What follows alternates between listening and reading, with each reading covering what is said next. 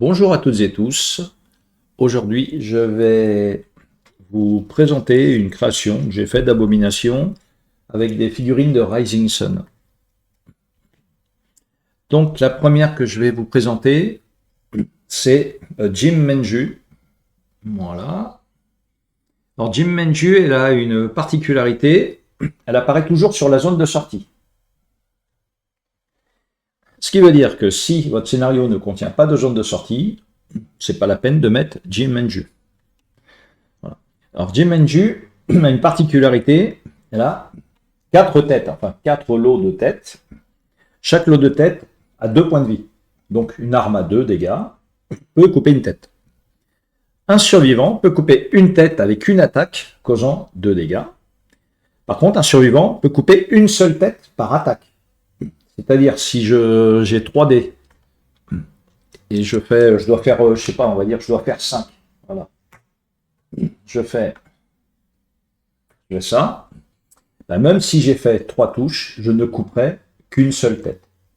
Par contre, si j'utilise 3 attaques et qu'à chaque fois je touche une fois, je pourrais couper 3 têtes. Y compris si j'ai 4 attaques, etc., etc. Alors, quel est l'avantage de couper ces têtes? Donc Jim Menju, je vous dis, elle ne bouge pas, elle reste sur la case sortie, y compris si jamais une capacité de survivant comme pousser pourrait la faire se déplacer, elle ne se déplace pas. En fait, c'est un arbre. C'est comme un arbre qui a poussé, et derrière sont des têtes. Donc on ne peut pas bouger l'arbre. Tout survivant qui passe dans sa ligne de vue perdra des actions. Alors elle perdra des actions si elle a 4 branches, donc c'est 4 têtes. Le survivant perdra 2 actions jusqu'à une distance de 4 zones. Attention, d'ailleurs ça faudra que je rajoute sur le fichier, c'est à condition d'avoir la ligne de vue. Les lignes de vue, je vous rappelle, à Zombicide, les lignes de vue, c'est orthogonal. C'est-à-dire, ça paraît bizarre, mais un survivant qui est ici, donc là j'ai mis un garde, mais peu importe, il n'y a pas de ligne de vue. Pourtant, on voit bien, il n'y a pas de ligne de vue. Hein, les lignes de vue sont comme ça. Alors attention, c'est-à-dire si je fais ça et que je monte, ça ne change rien. À partir du moment où je rentre dans sa ligne de vue, même si je n'ai pas terminé tous mes déplacements ou quoi que ce soit, je perds des actions. Donc si elle a ces 4 branches, je perds 2 actions. Donc ça peut vite vous limiter. Et à une distance de 4 zones.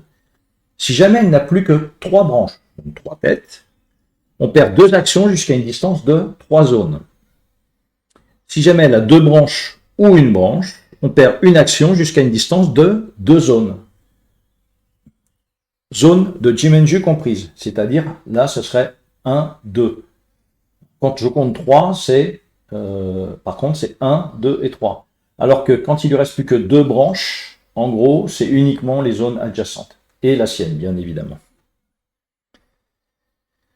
Donc, et tant que Jim Menju est sur le plateau, on considère que c'est un zombie, et dans ce cas-là, on ne pourra pas quitter le plateau tant que Jim Menju est vivant.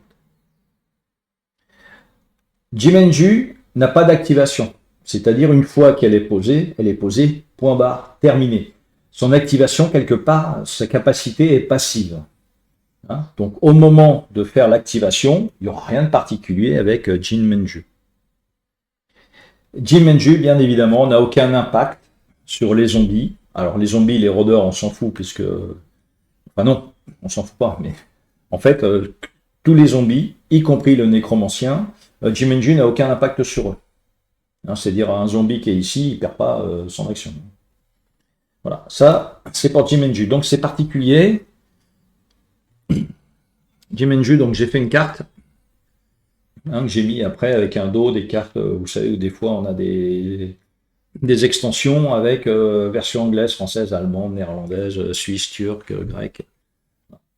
Donc j'ai récupéré ces d'autres cartes, là j'ai imprimé, terminé. Ça c'est fait. Donc Jim Menju, de toute façon, n'apparaîtra qu'une fois. C'est-à-dire si vous éliminez Jim Menju, la carte, si jamais vous devez remélanger votre deck de zombies pour les apparitions, vous retirez définitivement Jim Menju du jeu. Voilà. Et maintenant, la deuxième abomination que j'ai créée, c'est pareil. elle ne pourra apparaître qu'une seule fois, c'est Joroguno. Donc tout ça, c'est des monstres de Rising Sun. Hein. Donc, je vais enlever la zone là, voilà, et je vous montre Joroguno. Donc c'est une espèce d'araignée. Donc elle apparaît. Et elle, quand elle s'active, on va commencer, s'il n'y a pas d'araignée sur le plateau, on va commencer, elle va faire apparaître une araignée géante sur la zone 1. Au tour suivant, à son activation toujours sur le plateau, on fait apparaître une araignée sur la zone 2. Et au troisième tour, si elle est encore sur le plateau, on fait apparaître une araignée sur la zone 3. Alors, et après, c'est terminé, tant qu'il y a au moins une araignée sur le plateau, elle n'activera plus ces araignées. Donc en plus de se déplacer de une case, Joroguno donc fait apparaître des araignées. Donc Joroguno, pour en venir, elle a 3 points de vie. C'est une abomination normale. Si jamais on élimine Joroguno, on retire sa carte du paquet de cartes d'apparition si on doit le remélanger. C'est-à-dire elle pourra apparaître qu'une seule fois dans le scénario. Joroguno ne se déplace pas, mais elle inflige une blessure à chaque survivant dans sa zone. C'est-à-dire quand on va vouloir l'éliminer, donc elle ne se déplace pas. Non, c'est compliqué ça. Ben, je vais le modifier, je ne sais pas pourquoi j'ai fait ça, parce que si elle ne se déplace pas... Ah bah si, elle ne se déplace pas. Si on veut l'éliminer, ce sera Build de dragon et une torche. Voilà. Par contre, elle inflige un dégât à tous les survivants qui sont dans sa zone. Voilà. Si elle ne bouge pas et qu'on n'a pas forcément besoin d'être dans sa zone, c'est pas trop gênant. Voilà. Mais si jamais on veut venir dans sa zone, pour X raisons, derrière, sachant qu'elle va être au départ sur une zone de spawn, après ça va dépendre s'il y a le nécromancien, mais elle ne bougera pas. Tant qu'il reste une araignée en jeu, elle ne fera pas réapparaître d'autres araignées. C'est-à-dire on élimine ces 2 araignées-là. Tant qu'il reste une araignée en jeu, elle ne réactive pas son pouvoir. Alors les araignées, on peut se dire, bah, c'est bien, on en laisse une en jeu. Donc maintenant, je vais vous parler du pouvoir des araignées. Mais je pense que vous me voyez venir déjà. Une araignée, c'est comme un forcené. Ça a 2 actions. Ça a 1 point de vie. Ça inflige une blessure. L'ordre de ciblage dans les priorités, c'est au même niveau que les forcenés. C'est-à-dire si vous avez un forcené et une araignée sur la même zone, qui sont tous les 2 sur la même zone, vous pouvez tirer soit sur l'araignée, soit sur le forcené. La différence avec le forcené, c'est que l'araignée, elle, 2 activations. 1, elle grimpe, et 2. Donc elle grimpe sur les remparts. Elle n'a pas besoin on n'a pas besoin d'activer une carte siège zombie pour qu'elle grimpe. Voilà, ça c'est le pouvoir des araignées.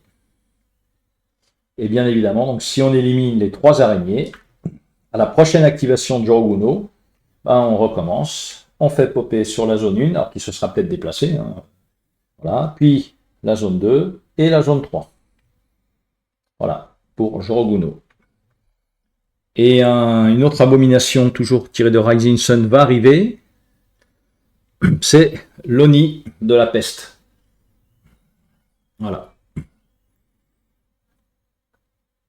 Donc pour l'instant, donc j'ai créé sa carte. Par contre, je n'ai pas encore... vous voyez la taille du bestiau par rapport à une figurine normale. Voilà. Un peu plus balèze le garçon. Donc, ce que je pense faire là, c'est comme c'est un démon, pardon, un Oni c'est un démon japonais, comme c'est un démon, je vais tirer à chaque fois au sort, alors une tuile, très certainement sur une tuile.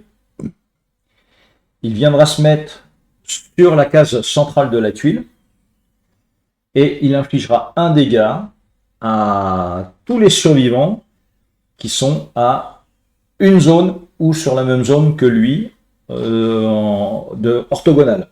C'est-à-dire, admettons, j'ai tiré sur cette zone-là, il infligera un dégât ici, un dégât ici, un dégât ici, un dégât ici. Donc les zombies ne sont pas affectés, tous sauf le nécronomancien. Nécronomancien. Nécromancien, pardon, nécronomancien. Le nécromancien, voilà. Parce qu'en fait, c'est le seul qui est humain. Donc, lui sera affecté, il peut être affecté par l'Oni de la peste. Voilà. Donc ça, c'est à voir. Après, je vais voir comment je vais le tester, voir si ça marche bien. Donc tout ça, c'est les trois que vous avez vus, en fait, que je vous ai présentés là, sont tirés de Rising Sun. Alors certains des extensions, je crois. Mais je me suis dit, autant les utiliser, parce que Rising Sun, j'y joue plus, et j'y jouerai plus, je pense. Donc, autant les garder ici. Voilà. Et puis les araignées, alors là, c'est pas compliqué, hein, ça c'est des trucs à 2 balles les 10 que vous trouvez souvent au moment d'Halloween. Bon, après, un petit coup de peinture. Et puis c'est parti, quoi. Donc, j'ai mis également le fichier sur Board Game Geek. Alors, attention, pour l'instant, le fichier sur Board Game Geek, il y a juste Jorogumo et le Jin Manju. Voilà. Le nid de la peste, je l'ai pas mis encore. Hein, donc, il faut que je l'écrive, j'en ai pas pour long, et je vais faire ça. Je vais le tester. Alors, sachant que c'est Jin Manju, Jorogumo et l'Oni de la peste, je les ai pas encore testés. Donc, si jamais vous testez, ou ça vous semble trop balèze, ou pas assez balèze, ou sans intérêt, n'hésitez pas à me le mettre en commentaire. En sachant que de toute façon, je les testerai, et voilà, quoi. Ensuite, juste un petit truc sur le pimpage, en fait, pour les murailles. En fait, j'ai pas fait le Kickstarter, donc j'ai pas accès pour l'instant aux murailles en 3D, mais je pense que de toute façon, je les prendrai pas. Ça, c'est des matériaux d'isolation où on paye pas très cher, ça doit coûter 6 € une plaque d'1,50 m par 60, un truc comme ça, épaisseur 60. Et puis après, derrière, j'ai juste fait des murs. Hein. Tout simplement un cutter, stylo, peinture, de la peinture action à 2 balles les 100 ml, brossage à sec, puis terminé, hein, une sous-couche noire, on n'en parle plus. Voilà. Si vous avez des questions, n'hésitez pas. Des suggestions, je suis preneur aussi, hein, parce que donc j'ai tout Rising Sun. Hein, si vous avez d'autres idées pour d'autres monstres de Rising Sun, sachant qu'avec les figurines de Rising Sun, j'ai pas acheté le pack Divine Beast. Divine Beast, pardon. Ce que j'ai fait, en fait, j'ai pris 4 figurines de de Rising Sun.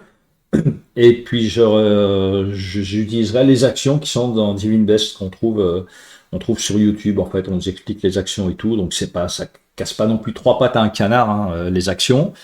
Voilà, mais ça donne des petites compétences en plus. Voilà. Donc je vous souhaite une bonne soirée ou une bonne journée sur le moment où vous regardez cette vidéo et je vous dis à bientôt. Salut!